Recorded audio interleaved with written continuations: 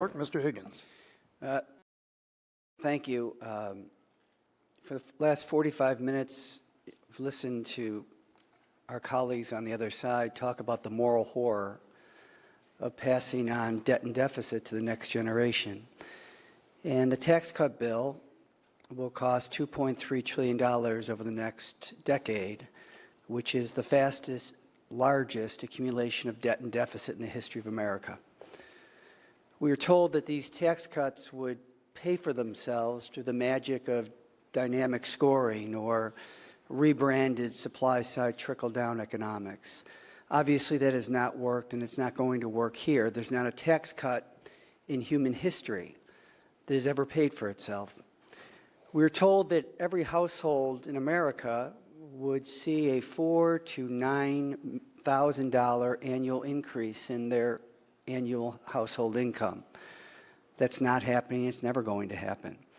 Now, because of the debt and deficit that they created, they're going after, big shock, Medicare. We're going to give an 80-year-old a voucher to go out and purchase a health insurance policy on their own. They have pre-existing conditions.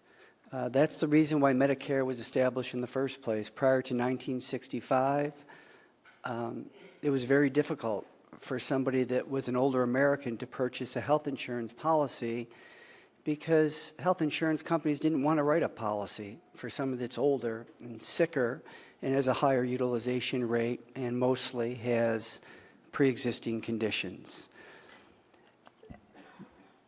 The major objection to all of this is the president had promised, his big campaign promise with all his bluster about making America great again, talked about a big, beautiful infrastructure bill.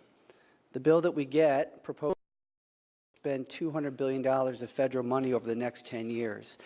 That's equivalent to the amount of money that American taxpayers spent building the roads and bridges of Afghanistan and Iraq. That is an appalling lack of commitment to this nation and its economic growth.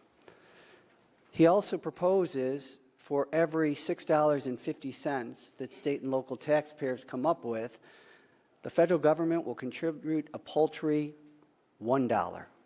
$1. That's not an infrastructure plan. What we ought to be doing is spending $1.5 trillion in infrastructure.